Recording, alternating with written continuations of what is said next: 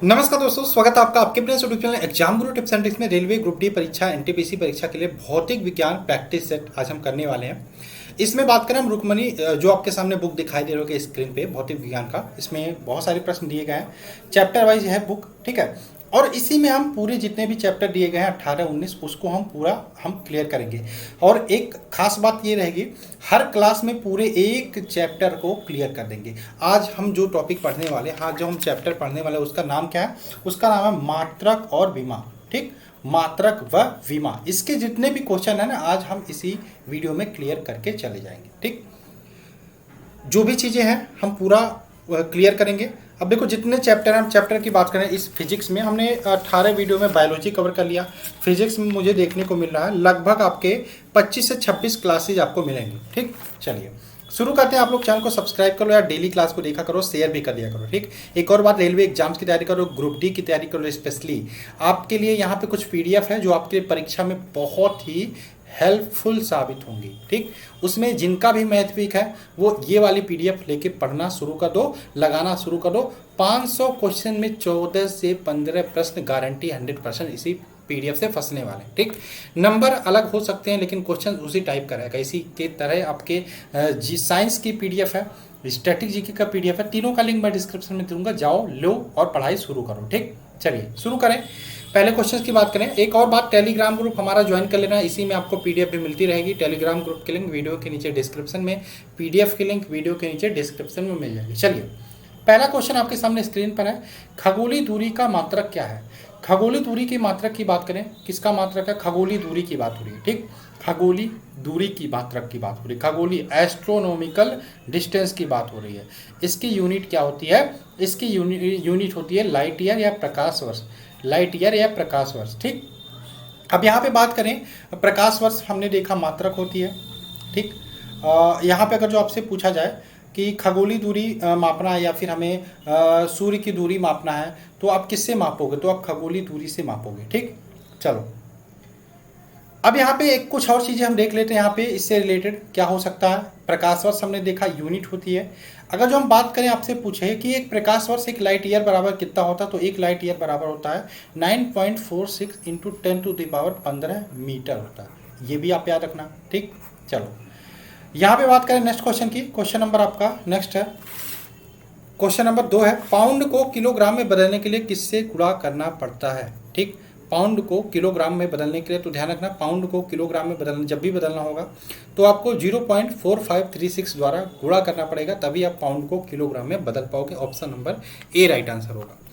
Question number 3 की बात करें, एक माइक्रोन किसके बराबर होता है? एक माइक्रोन की बात करें किसके बराबर होता है? एक माइक्रोन होता है 0.001 mm के बराबर होता है। ठीक, आप पढ़े होगे एक माइक्रोन बराबर, आप पढ़े होगे एक माइक्रोन बराबर 10⁻⁻6 मीटर। ठीक, 10⁻⁻6 मीटर पढ़े होगे। ठीक, और 1 mm बराबर क्या होता है? 1 mm बराबर 10⁻³ मीटर होता है। ठीक, और यहाँ पे एक माइक्रोन अगर जो हम mm में निकालेंगे तो क्या होगा? एक माइक्रोन बराबर हो जाएगा 10⁻⁻6 बटे 10⁻³ ठीक, ये कट जाएगा -3 से ये, और यानी कि क्या बचेगा? 10⁻⁻3, और इसको हम लिख सकते हैं 0.001 mm। ठीक है, चलो आगे चलिए। ऑप्शन नंबर यहाँ पे डी राइट आंसर हो जाएगा। नेक्स्ट क्वेश्चन की बात करें, क्वेश्चन नंबर 4 की, तापमान का SI मात्रक क्या होता है? तो तापमान के SI मात्रक की बात करें, हमेशा ध्यान रखना, तापमान का SI मात्रक होता है kelvin. Option number B right answer होगा। क्वेश्चन नंबर 5 की बात करें, विभवांतर मापने के लिए प्रयुक्त युक्ति को जाना जाता है। तो विभवांतर मापने के लिए हम प्रयुक्त करते हैं वोल्ट मीटर। किसका प्रयोग करते हैं? वोल्ट मीटर का, यानी कि option number C right answer हो जाएगा, वोल्ट मीटर। एमीटर का प्रयोग किस लिए करते हैं? एमीटर का प्रयोग ध्यान रखिएगा, हम धारा मापी यंत्र के रूप में करते हैं। ठीक, धारा मापी यंत्र के रूप में हम एमीटर का प्रयोग करते हैं। क्वेश्चन नंबर 6 की बात करें, एंगस्ट्रॉम क्या मापता है? तो एंगस्ट्रॉम की बात करें, ये मापता है आपका तरंग दैर्घ्य। क्या मापता है? तरंग दैर्घ्य आपका एंगस्ट्रॉम मापता है। Option number B right answer होगा। क्वेश्चन नंबर 7 की बात करें, टैकोमीटर क्या काम करता है भाई? टैकोमीटर की बात करें, घूर्णन चाल को मापने वाला यंत्र है। ठीक, टैकोमीटर, और ये भी जो भी चीज़ें मापता है ये आरपीएम में मापता है। ठीक, रिवोल्यूशन पर मिनट, यानी कि घूर्णन प्रति मिनट में। तो टैकोमीटर क्या मापता है भाई? एक प्रकार से कह सकते हो चाल मापता है, लेकिन कौन सी चाल? घूर्णन चाल। Option number D right answer होगा। क्वेश्चन नंबर 8 की बात करें, निम्नलिखित युग्मों में से किन भौतिक राशियों के समान विमीय सूत्र नहीं है? समान विमीय सूत्र नहीं है, इसको देख लेते हैं भाई।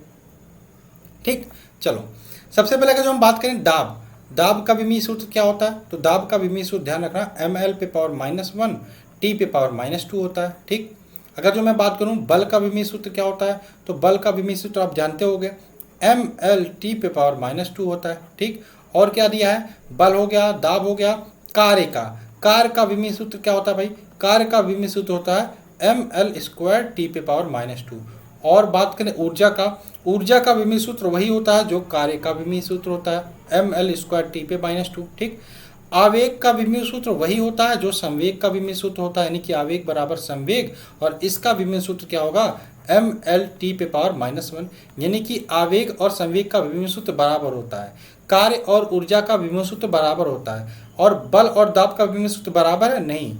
लेकिन अगर जो हम बात करें भार का, ठीक है, तो भार का विमीय सूत्र वही होगा जो बल का होगा, यानी कि यहाँ पे आपका ये भी बराबर होगा और ये आपका थोड़ा सा अलग है। देखो बल का विमीय सूत्र ml T पे पावर -2 और दाब का ml पे -1 T पे पावर, यानी कि यही आपका option number A right answer हो जाएगा। क्वेश्चन नंबर 9 की बात करें, सूची 1 को सूची 2 से सुमेलित करना है। एक तरफ मापक यंत्र दिया गया है, दूसरे तरफ मापी जाने वाली राशि दी गई है। तो थर्मामीटर से क्या मापते हो भाई, तो थर्मामीटर से हम मापते हैं तापमान। क्या मापते हैं, टेम्परेचर या तापमान। आगे चलें, बैरोमीटर से क्या मापते हैं, तो बैरोमीटर से हम प्रेशर या दाब मापते हैं। वोल्टमीटर से हम वोल्टता मापते हैं। लैक्टोमीटर से दूध की शुद्धता मापते हैं। आप देख लेना यहाँ पे आंसर क्या सही होगा, बाकी मिलाने वाले काम तो मैंने कर दिए हैं।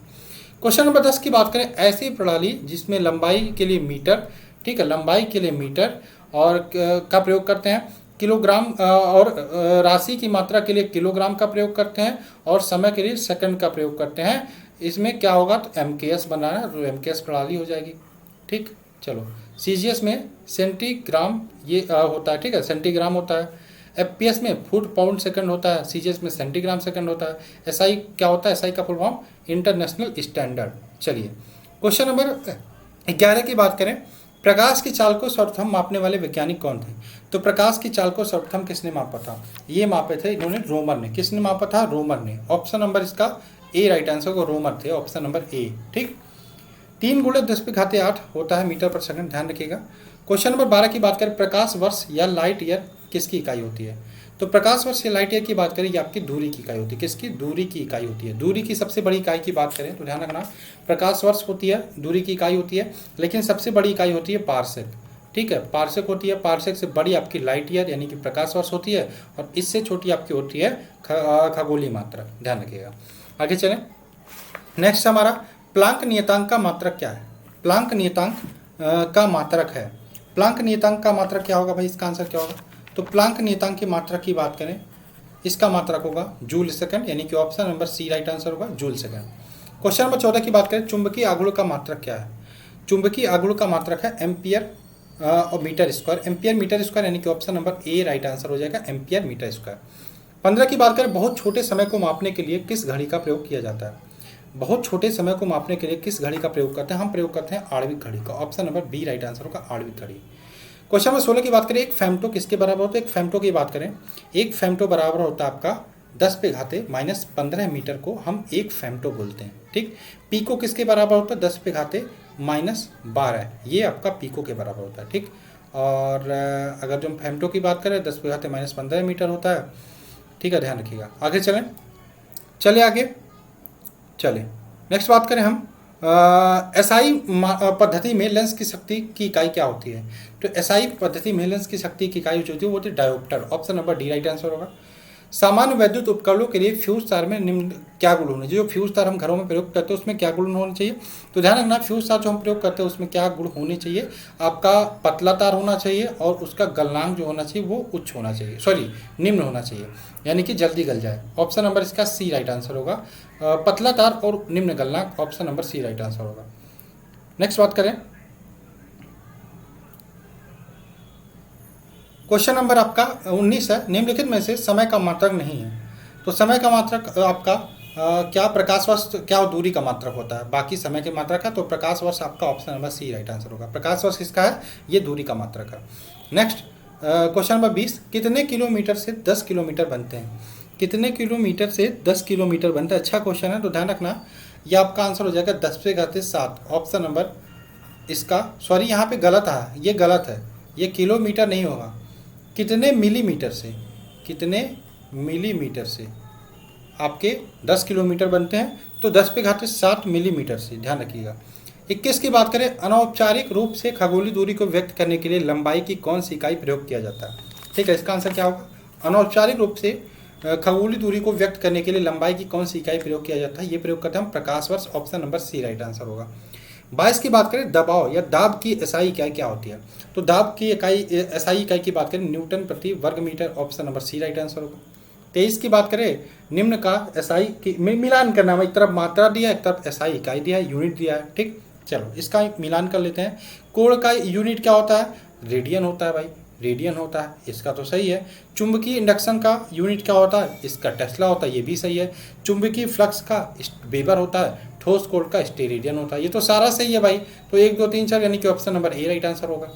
24 की बात करें, बल की एसआई यूनिट क्या होती है? तो बल की एसआई यूनिट की बात करें, न्यूटन होती है, option number B right answer होगा। नेक्स्ट बात करें क्वेश्चन नंबर 25, पृथ्वी से लेकर सूर्य तक की अनुमानित दूरी की लंबाई की यूनिट क्या है? तो ध्यान रखिएगा, इसकी यूनिट है astronomical unit, option number B right answer होगा। क्वेश्चन नंबर 26 की बात करें, मास प्रति यूनिट वॉल्यूम क्या है? मास प्रति यूनिट यानी कि द्रव्यमान बटे आयतन को हम घनत्व बोलते हैं, डेंसिटी बोलते हैं, option number C right answer होगा। 27 की बात करें, निम्नलिखित में से कौन सी मात्रा और उसकी एसआई इकाई सही रूप से सुमेलित नहीं है? इसका आंसर क्या हो जाएगा? Option number B, magnetic flux. यहाँ पे टेस्ला, ये सही सुमेलित नहीं है, ध्यान रखिएगा। ठीक, मैग्नेटिक फ्लक्स का एसआई यूनिट क्या होता है? टेस्ला नहीं होता तो क्या होगा? ये होता वेबर, ध्यान रखिएगा। आगे चलिए, ऑप्शन नंबर बी ही इसका राइट आंसर होगा। 28 की बात करें, निम्नलिखित में से कौन सी भौतिक राशि कार्य नहीं की दर कहलाती है? निम्नलिखित में से कौन सी भौतिक राशि कार्य की दर कहलाती है? ठीक, कार्य की दर क्या कहलाती है? शक्ति कहलाती है, पावर कहलाती है, option number A right answer होगा। क्वेश्चन नंबर 29 की बात करें, 1 नैनोमीटर किसके बराबर होता है?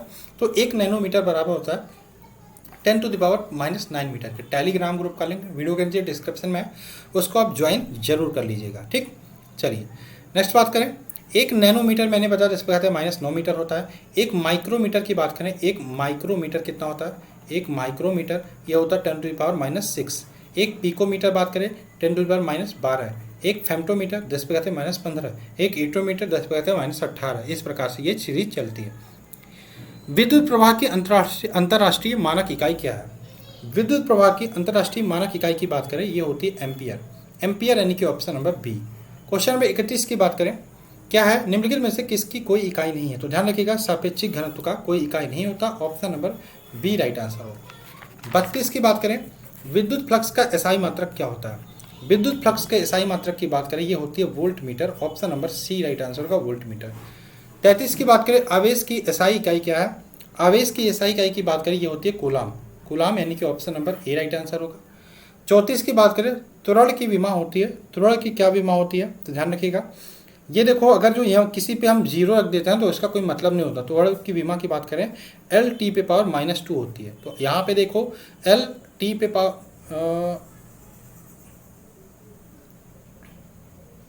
ये टी होगा, ये यम नहीं, ये टी होगा, सब में टी होगा। ठीक, सब में टी होगा, यम मतलब 0 कोई नहीं, L⁻⁻2 यानी कि option number A right answer होगा। ठीक, ध्यान रखिएगा। 35 की बात करें, संवेग की एसआई पद्धति में इकाई क्या होती है? तो संवेग की एसआई पद्धति में इकाई की बात करें, ये होती है kilogram meter per second, option number C right answer होगा।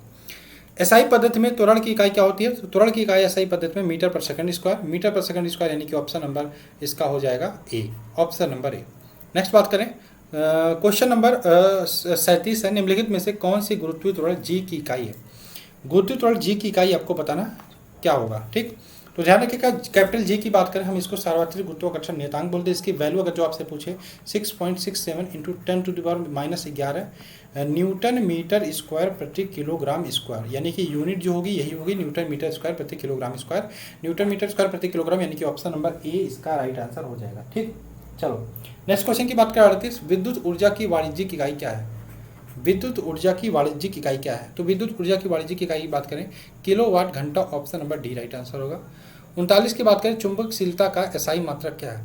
चुंबकशीलता की एसआई मात्रक की बात करें यहाँ पे वेबर प्रति ampere meter, option number C right answer होगा। 40 की बात करें, 1 पिकोमीटर किसके बराबर होता है? तो 1 पिकोमीटर की बात करें, ये 10⁻⁻12 मीटर के बराबर होता है, option number B right answer होगा। नेक्स्ट बात करें, पृथ्वी का द्रव्यमान लगभग कितना है? तो पृथ्वी के द्रव्यमान की बात करें 6 गुणित 10⁻24 किलोग्राम लगभग है। 6 गुणित 10⁻24 kilogram, option number C right answer होगा। क्वेश्चन नंबर 42 की बात करें, ओडोमीटर का उपयोग क्या मापने के लिए किया जाता है? ओडोमीटर के उपयोग की बात करें, ये हम दूरी मापने के लिए करते हैं, ठीक है, दूरी मापने के लिए करते हैं, ठीक है। पहिए वाली जो गाड़ी होती है ना, उसमें ओडोमीटर का उपयोग किया जाता है। चलिए, क्वेश्चन नंबर 43 की बात करें, निम्नलिखित में से कौन सी भौतिक मात्राओं में कोई इकाई, भौतिक मात्रा की कोई इकाई नहीं होती? तो ध्यान रखिएगा, विकृति, विकृति की कोई यूनिट नहीं होती, कोई इकाई नहीं होती, option number A right answer होगा। क्वेश्चन नंबर 44 की बात करें, निम्नलिखित में से श्यानता गुणांक का इकाई क्या है? श्यानता गुणांक की इकाई क्या होगी? श्यानता गुणांक की इकाई की बात करें पॉइजली, option number D right answer होगा। क्वेश्चन नंबर 45 की बात करें, विद्युत क्षेत्र की एसआई इकाई क्या होती है? विद्युत क्षेत्र की एसआई की इकाई की बात करें क्या होती है? ये होती है आपका न्यूटन प्रति coulomb, option number B right answer होगा। 46 की बात करें, निम्नलिखित में से कौन से युग्म की इकाइयाँ समान है? निम्नलिखित में से कौन से युग्म की इकाइयाँ समान है? तो कार्य और ऊर्जा की इकाई होती है, समान होती है, option number A right answer होगा। एम्पियर घंटा किसका मात्रक है? तो एम्पियर घंटा की बात करें, ये मात्रक है विद्युत की मात्रा का, option number A right answer होगा। 48 की बात करें, विद्युत विभव की एसआई इकाई क्या है? तो विद्युत विभव की एसआई इकाई की बात करें, ये होती है volt, option number B right answer होगा। नेक्स्ट क्वेश्चन की बात करें 49, आवेग का एसआई मात्रक क्या होता है? तो आवेग का एसआई मात्रक की बात करें क्या होता है? आवेग का एसआई मात्रक क्या होता, सॉरी हाँ, आवेग का एसआई मात्रक, ठीक, ये होता है आपका kilogram meter per second, option number C right answer होगा। नेक्स्ट बात करें 1 किलोवाट घंटा, 1 किलोवाट घंटा किसके बराबर? तो ध्यान रखिएगा 1 किलोवाट घंटा बराबर 3.6 × 10⁻6 जूल के बराबर होता है, ऑप्शन नंबर इसका बी राइट आंसर होगा, ठीक। चलिए, ये थे टोटल 50 क्वेश्चन। हम नेक्स्ट टॉपिक क्या करेंगे? हम सदिश अदिश करेंगे, ठीक, सदिश अदिश के कुछ क्वेश्चन करेंगे, उसके बाद हम मोशन यानी कि गति का टॉपिक करेंगे। और इसी प्रकार से आपका फिजिक्स भी शुरू हो गया, और फिजिक्स भी आपके एग्जाम से पहले ये मैं पूरा खत्म कर दूंगा, ठीक है। और बने रहिए हमारे साथ, यानी कि exam Guru tips and tricks के साथ। पीडीएफ जो भी मैंने बताया बाई करना मत भूलिएगा, बहुत फायदा होगा। मैंने कौन कौन सी पीडीएफ आपको बताई कि आपके पीडीएफ हैं गणित का, साइंस का और स्ट्रेटेजी का। लिंक डिस्क्रिप्शन में मिल जाएगा, टेलीग्राम ग्रुप में आपको इसका क्लास का पीडीएफ भी मिल जाएगा। चलिए मिलते हैं नेक्स्ट क्लास में। जय हिंद दोस्तों, जय भारत।